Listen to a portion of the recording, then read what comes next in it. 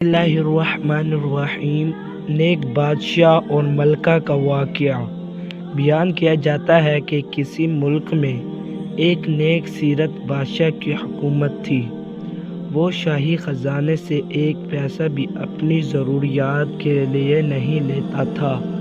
وہ کہا کرتا تھا کہ شاہی خزانہ عوام کا ہے اور عوام پر ہی خرچ کیا جانا چاہیے۔ بادشاہ خود کتابت کیا کرتا اور اس کی آمدنی سے اپنا گزارا کرتا۔ اس کی ملکہ بھی نیک تھی۔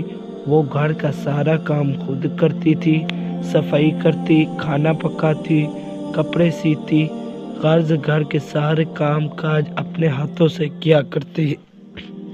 ایک روز ہوا کچھ یوں کہ ملکہ کا ہاتھ روٹی پکاتے ہوئے جل گیا۔ جب بادشاہ گھر آیا تو ملکہ نے کہا، مجھے ایک خادم رکھنے کی اجازت دیں تاکہ وہ گھر کے کام کاج میں میری مدد کرے۔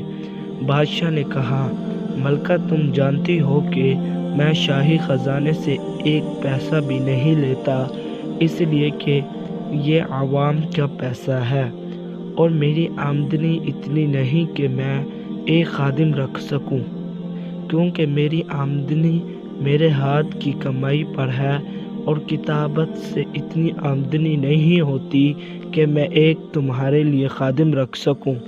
مزید بادشاہ کہنے لگا کہ اگرچہ میں بادشاہ ہوں مگر حقیقت میں ایک عام غریب آدمی ہوں۔ شاہی خزانے پر صرف عوام کا حق ہے، جو صرف عوام کی فلاح کے لیے ہی خرچ ہونا چاہیے۔ اگر آج میں نے اس خزانے سے آج کچھ لے لیا تو کل خدا تعالیٰ کو کیا جواب دوں گا؟ ملکہ تم حلال کی کمائی پر صبر و شکر کرو، بروز قیامت خدا تمہیں اس کا بہت اجر دے گا۔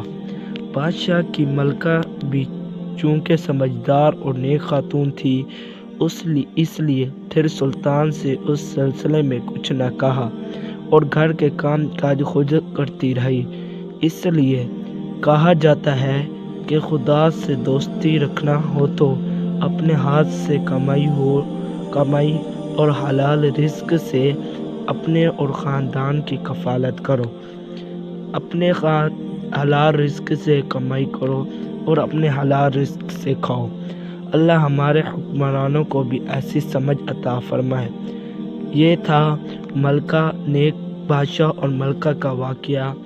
ملکہ نے کہا کہ میں نے ایک خادم رکھنا ہے، تو بادشاہ نے کہا کہ ہم شاہی خزانے میں سے 1 روپے بھی نہیں لے سکتے، کیونکہ وہ سارا خزانہ حکومت کا ہے۔ اگر ہم نے اس میں سے لے لیا تو کل میں اللہ تعالیٰ کو کیا جواب دوں گا؟ تو اس لیے اس کی خاتون نے بھی، ملکہ نے بھی اپنے ہاتھوں سے کام کیا رکھا۔ ویڈیو اچھی لگی ہو تو چینل کو ضرور سبسکرائب کریں۔